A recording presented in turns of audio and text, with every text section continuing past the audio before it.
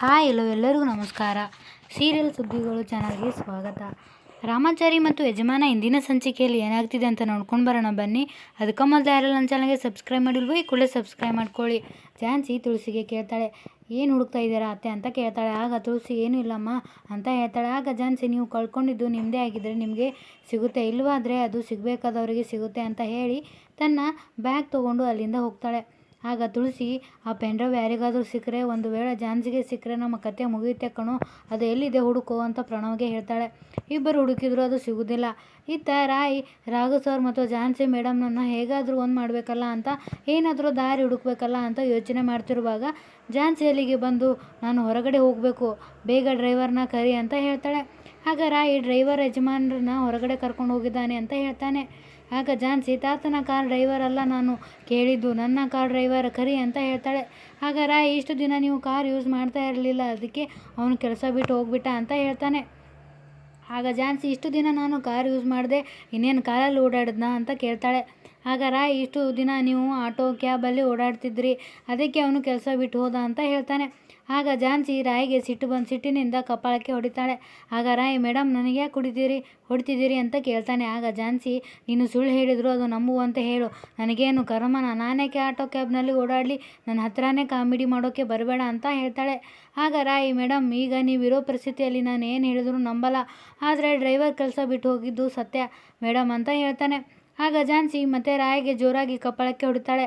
ಆಗ ಮತ್ತೆ ಯಾಕೆ ಹೊಡೆದ್ರಿ ಮೇಡಮ್ ಅಂತ ಕೇಳ್ತಾನೆ. ಆಗ ಝಾನ್ಸಿ, ಡ್ರೈವರ್ ಬಿಟ್ಟು ಹೋಗಿದ್ರು, ನೀನು ಬೇರೆ ಡ್ರೈವರ್ನ ಇಟ್ಟು ಇನ್ನೂ ಅರೇಂಜ್ ಮಾಡಿಲ್ವಲ್ಲ, ಅದಕ್ಕೆ ಹೊಡೆದೆ ಅಂತ ಹೇಳ್ತಾಳೆ.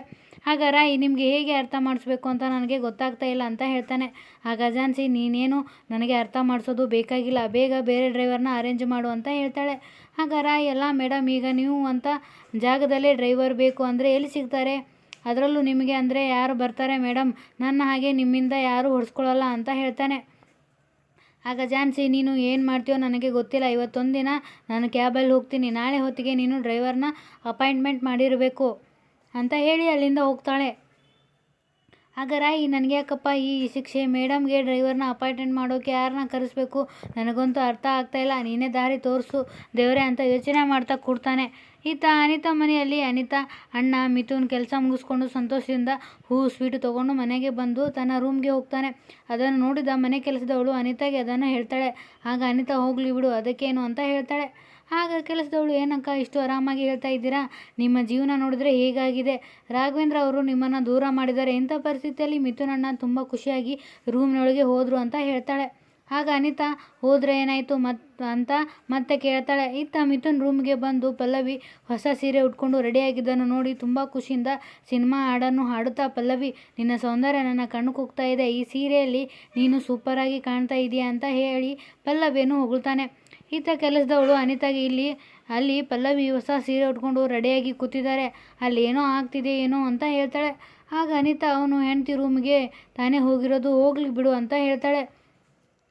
ಆಗ ಕೆಲಸದವಳು, ಇವತ್ತು ಅವರೇನಾದರೂ ಸಂಸಾರ ಶುರು ಮಾಡಿಬಿಟ್ರೆ ಕಷ್ಟ ಆಗಲ್ವಾ ಅಂತ ಕೇಳ್ತಾಳೆ. ಇತ್ತ ರಾಘುಗೆ ಫೋನ್ ಮಾಡಿ ಝಾನ್ಸಿ ವಿಷಯ ತಿಳಿಸಿ, ಮೊದಲು ಕಾರ್ ಬೇಡ ಅಂದಿದ್ರು, ಅದಕ್ಕೆ ಅವರು ಕಾರ್ ಡ್ರೈವರ್ ಕೆಲಸ ಬಿಟ್ಟು ಹೋಗಿದ್ದಾನೆ, ಈಗ ಮತ್ತೆ ಅವರಿಗೆ ನಿಂತ ಜಾಗದಲ್ಲೇ ಕಾರ್ ಡ್ರೈವರ್ ಬೇಕು ಅಂದರೆ ನಾನು ಎಲ್ಲಿಂದ ತರಲಿ, ಅದರಲ್ಲಿ ಮೇಡಮ್ಗೆ ಡ್ರೈವರ್ ಅಂದರೆ ಯಾರು ಬರ್ತಾರೆ ಸರ್ ಅಂತ ಹೇಳ್ತಾನೆ.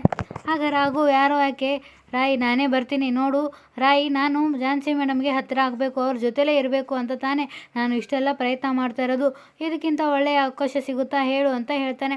ಆಗ ಅಲ್ಲ ಸರ್, ಕಂಪ್ನಿಯಲ್ಲಿ ನಿಮಗೊಂದು ಒಳ್ಳೆ ಪೋಸ್ಟಿಂಗ್ ಕೊಡಿಸೋಣ ಅಂತ ಇದ್ದೆ, ಆದರೆ ನೀವು ಡ್ರೈವರ್ ಆಗಿ ಬರ್ತೀನಿ ಅಂತ ಹೇಳ್ತಿದ್ದೀರಲ್ಲ ಅಂತ ಕೇಳ್ತಾನೆ.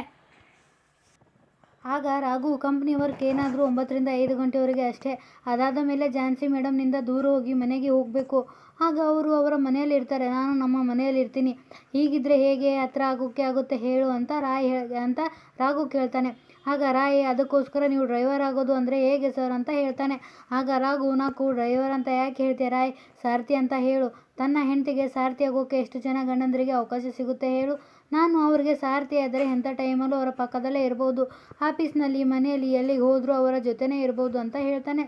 ಆಗ ರಾಘು ಸರ್, ನೀವು ನನ್ನ ಕೆಲಸನೂ ಕಿತ್ಕೋತೀರಾ ಅನಿಸುತ್ತೆ ಅಂತ ಹೇಳ್ತಾನೆ. ಆಗ ರಾಘು, ನೀನು ಝಾನ್ಸಿಗೆ PA, ನೀನು ಸೀತೆಗೆ ಹನುಮಂತ ಇದ್ದ ಹಾಗೆ, ನೀನು ಝಾನ್ಸಿಯನ್ನು ಯಾವಾಗಲೂ ಕಾಪಾಡ್ತೀಯ ಅಂತ ಹೇಳ್ತಾನೆ. ಆಗ ಹೌದು ರಾಘು ಸರ್, ನಿಮ್ಮ ಮಾತು ಸತ್ಯ, ನೀವು ರಾಮ, ಅವರು ಸೀತೆ, ನಾನು ಹನುಮಂತ, ಸದಾ ನಿಮ್ಮ ಜೊತೆನೇ ಇರ್ತೀನಿ ಸರ್ ಅಂತ ಹೇಳ್ತಾನೆ. ಆಗ ರಾಘು ಅದಕ್ಕೆ ಇದಕ್ಕಿಂತ ಒಳ್ಳೆಯ ಅವಕಾಶ ಸಿಗಲ್ಲ, ಡ್ರೈವರ್ ಕೆಲಸಕ್ಕೆ ನನ್ನೇ ಫಿಕ್ಸ್ ಮಾಡಿಬಿಡು ಅಂತ ಹೇಳ್ತಾನೆ. ಆಗ ರಾಯ್ 2 ಪ್ರಾಬ್ಲಮ್ಗೆ ಒಂದೇ ಸೊಲ್ಯೂಷನ್, ಓಕೆ ಸರ್ ಡನ್ ಅಂತ ಹೇಳ್ತಾನೆ.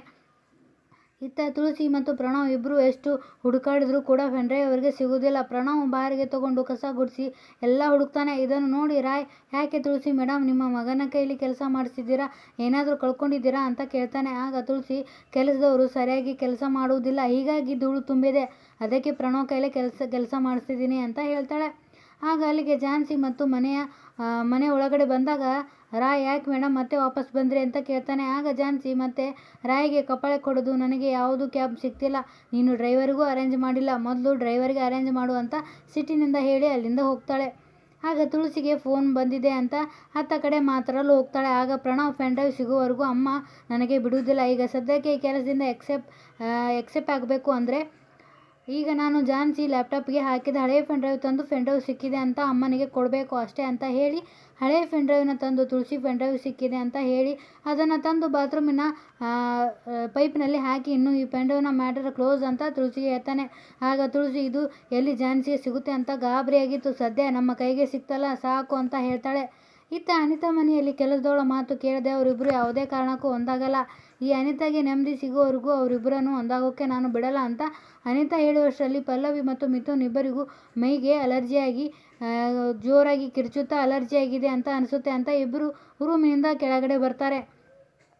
ಆಗ ಅನಿತಾ, ಏನಾಯಿತು ಪಲ್ಲವಿ ಅಂತ ಕೇಳ್ತಾಳೆ. ತಾನು ಪಲ್ಲವಿ ರೂಮ್ನಲ್ಲಿ ಇಲ್ದಾಗ ಅನಿತಾ ಅವಳ ರೂಮ್ನಲ್ಲಿ ಹೋಗಿ ತುರ್ಕೆ ಅಲರ್ಜಿ ಪೌಡರ್ನು ಹಾಸಿಗೆ ಮೇಲೆ ಹಾಕಿ ಬಂದಿದ್ದನ್ನು ನೆನೆಸ್ಕೊಂಡು ನಗ್ತಾಳೆ. ಆಗ ಮಿಥುನ್ ತಂದೆ ತಾಯಿ ಬಂದು ಯಾಕೆ ಹೀಗಾಗಿದೆ ಅಂತ ಕೇಳ್ತಾರೆ. ಆಗ ಮಿಥುನ್, ಏನೋ ಗೊತ್ತಿಲ್ಲ ಅಪ್ಪ, ಸಡನ್ ಆಗಿ ಹೀಗಾಗಿದೆ ಅಂತ ಹೇಳ್ತಾರೆ. ಆಗ ಅನಿತಾ ಎದ್ದು ಬಂದು ಕೆಲಸದೊಳಗೆ ಕಪಾಳಕ್ಕೆ ಹೊಡೆದು, ವಾಶ್ ಮಾಡಿದ ಬೆಡ್ಶೀಟನ್ನು ಎಲ್ಲೆಂದರಲ್ಲಿ ಒಣಗಲು ಹಾಕಬೇಡ ಅಂತ ಹೇಳಿದ್ನಲ್ವಾ, ಹೋಗು ಮೊದಲು ಬೆಡ್ಶೀಟ್ನ ಚೇಂಜ್ ಮಾಡು ಅಂತ ಸಿಟ್ಟಿನಿಂದ ಹೇಳಿ, ಅಣ್ಣ ಪಲ್ಲವಿ ಹೋಗಿ ಸ್ನಾನ ಮಾಡಿ ಎಲ್ಲ ಸರಿ ಹೋಗುತ್ತೆ ಅಂತ ಹೇಳಿ ನಗ್ತಾ ಅಲ್ಲಿಂದ ಹೋಗ್ತಾಳೆ. ಇತ್ತ ತುಳಸಿ ಪೆನ್ಡ್ರೈವ್ನ ನಮ್ಮ ಕೈಗೆ ಸಿಕ್ತು, ಒಳ್ಳೆಯದಾಯಿತು ಅಂತ ಹೇಳಿದಾಗ ಅದಕ್ಕೆ ಪ್ರಣವ್, ಅಮ್ಮ ಒಂದು ವೇಳೆ ಆ ಪೆನ್ಡ್ರೈವ್ ಮತ್ತೆ ಝಾನ್ಸಿ ಕೈಗೆ ಸಿಕ್ಕರೆ ಅಂತ ಕೇಳ್ತಾನೆ. ಆಗ ತುಳಸಿ, ನಾವು ಅದನ್ನು ನೀರಿನಲ್ಲಿ ಹಾಕಿದ್ದೀವಿ, ಅವಳಿಗೆ ಹೇಗೆ ಸಿಗುತ್ತೆ ಅಂತ ಕೇಳ್ತಾಳೆ. ಆಗ ಪ್ರಣವ್, ಝಾನ್ಸಿಗೆ ಆ ಪೆನ್ಡ್ರೈವ್ ಕೇಳಿಸಿದವರೇ ಮತ್ತೆ ಕಳಿಸುವುದಿಲ್ಲ ಅಂತ ಏನು ಗ್ಯಾರಂಟಿ ಅಂತ ಹೇಳ್ತಾನೆ. ಆಗ ತುಳಸಿ, ಹೌದು ಪ್ರಣವ್, ನೀನು ಹೇಳೋದು ಸರಿ, ಆ ಪೆನ್ಡ್ರೈವ್ನಲ್ಲಿ ರಾಮಾಚಾರಿ ಹೆಂಡತಿ ಇದ್ದಾಳೆ ಅಂದರೆ ಅದನ್ನು ಅವರೇ ಕಳಿಸಿರೋದು, ಅವರಿಗೆ ಸಂಬಂಧನೇ ಇಲ್ದಿರೋ ವಿಷಯದಲ್ಲಿ ಅವರು ತುಂಬ ಜಾಸ್ತಿನೇ ಇಂಟರ್ಫಿಯರ್ ಆಗ್ತಿದ್ದಾರೆ. ಈ ವಿಷಯದಲ್ಲಿ ನಾವು ಸುಮ್ಮನೆ ಇದ್ದರೆ ಅವರು ಬೇರೆ ಏನಾದರೂ ಮಾಡೇ ಮಾಡ್ತಾರೆ, ಅದಕ್ಕೆ ಅವರಿಗೆ ಸರಿಯಾಗಿ ಬುದ್ಧಿ ಕಲಿಸಲೇಬೇಕು ಅಂತ ಹೇಳಿ ತುಳಸಿ ರಾಮಾಚಾರಿಗೆ ಫೋನ್ ಮಾಡಿ, ರಾಮಾಚಾರಿ, ನಿನ್ನ ಕೆಲಸ ಪೂಜೆ ಮಾಡೋದು, ಜಾತಕ ನೋಡೋದು, ಪುರೋಹಿತ ಮಾಡೋದು ಅಷ್ಟೇ, ಅದು ಬಿಟ್ಟು ಸಂಸಾರಗಳನ್ನು ಸರಿ ಮಾಡೋದಾಗಲಿ ದೂರ ಇದ್ದವರನ್ನು ಒಂದು ಮಾಡೋದಾಗಲಿ ಮಾಡೋದು ನಿನ್ನ ಕೆಲಸ ಅಲ್ಲ ಅಂತ ಹೇಳ್ತಾಳೆ.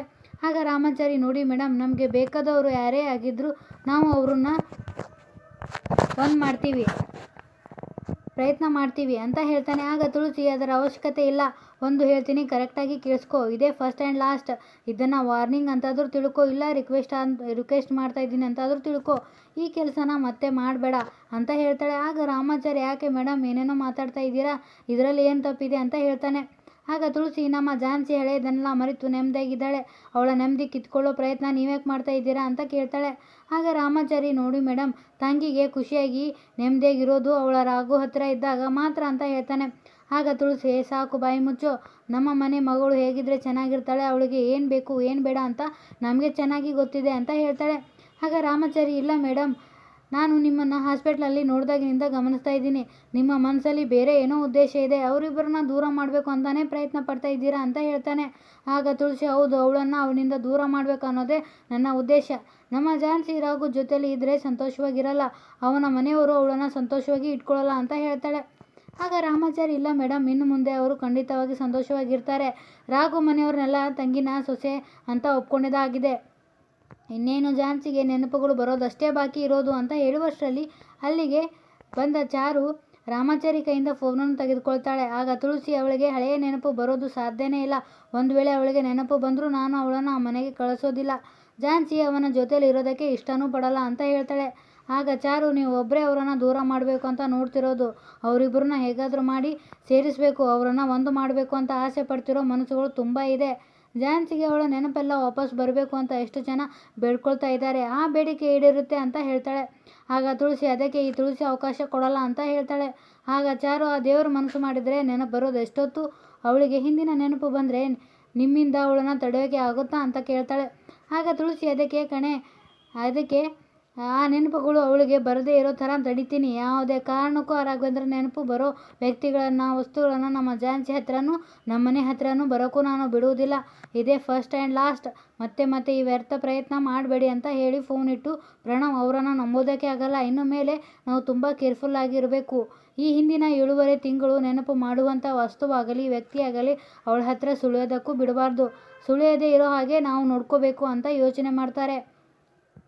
ಇತ್ತ ರಾಘುನ ಮನೆಯಲ್ಲಿ ರಾಘುನ ಡ್ರೆಸ್ ನೋಡಿ ಎಲ್ರಿಗೂ ಸಂತೋಷವಾಗಿ ರಾಘು ತಂಗಿ ಸಂಗೀತ ಹೇಳ್ತಾಳೆ, ದೃಷ್ಟಿ ತೆಗೆದು ವಾವ್ ಅಣ್ಣ ಸಖತ್ತಾಗಿ ಕಾಣಿಸ್ತಾ ಇದೆಯಾ, ಆದರೆ ಏನೋ ಒಂದು ಮಿಸ್ಸಿಂಗ್ ಅಣ್ಣ ಅಂತ ಹೇಳ್ತಾಳೆ.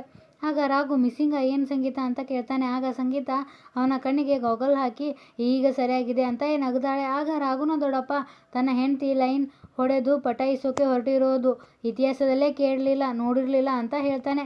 ಆಗ ಸಂಗೀತ ಈಗ ನೋಡ್ತಿದ್ಯಲ್ಲ ದೊಡ್ಡಪ್ಪ ಅಂತ ಹೇಳಿ, ಅಣ್ಣ ಬೇಗ ಹೋಗು, ಇನ್ನೂ ತಡ ಮಾಡಬೇಡ, ಬೇಗ ಝಾನ್ಸಿನ ಮನೆಗೆ ಕರ್ಕೊಂಡು ಬಾ ಅಂತ ಹೇಳ್ತಾಳೆ. ಆಗ ರಾಘು ನಿಮ್ಮೆಲ್ಲರ ಆರೈಕೆ ಆಶೀರ್ವಾದ ಇರೋದ್ರಿಂದ ಖಂಡಿತ ಝಾನ್ಸಿ ಮೇಡಮ್ನ ಕರ್ಕೊಂಡು ಬಂದೇ ಬರ್ತೀನಿ ಅಂತ ರಾಘು ಹೇಳ್ತಾನೆ. ಆಗ ಅಜ್ಜಿ ಹೇಳ್ತಾಳೆ, ರಾಘು ನಮ್ಮೆಲ್ಲರ ಆಶೀರ್ವಾದ ಸದಾ ನಿಮ್ಮ ಮೇಲೆ ಇದ್ದೇ ಇರುತ್ತೆ, ಧೈರ್ಯವಾಗಿ ಮುನ್ನುಗ್ಗು, ನಿನ್ನ ಹೆಂಡತಿನ ಈ ಮನೆಗೆ ಕರ್ಕೊಂಡು ಬಾ, ಅವಳನ್ನು ಮನೆ ತುಂಬಿಸ್ಕೊಳ್ಳೋಕ್ಕೆ ನಾವು ಸದಾವಾಗಿ ಸಿದ್ಧವಾಗಿರ್ತೀವಿ ಅಂತ ಹೇಳ್ತಾಳೆ. ಆಗ ರಾಘು ಯಾರೇ ಕುತಂತ್ರ ಮಾಡಲಿ, ಯಾರೇ ಅಡ್ಡಿ ಬರಲಿ, ನನ್ನ ಮತ್ತು ಝಾನ್ಸಿ ಮೇಡಮ್ನ ದೂರ ಮಾಡೋಕ್ಕೆ ಯಾರಿಂದನೂ ಸಾಧ್ಯವಿಲ್ಲ ಅಂತ ಜೋರಾಗಿ ಕೂಗಿ ಹೇಳ್ತಾನೆ. ಇದನ್ನು ಎಲ್ಲರೂ ಕೇಳಿ ಸಂತೋಷವಾಗ್ತಾರೆ. ಇಲ್ಲಿಗೆ ಸಂಚಿಕೆ ಮುಕ್ತಾಯ ಆಗ್ತದೆ. ಈ ಸಂಚಿಕೆ ನಿಮಗೆ ಇಷ್ಟ ಆದರೆ ದಯವಿಟ್ಟು ಒಂದು ಲೈಕ್ ಕೊಡಿ. ಧನ್ಯವಾದಗಳು.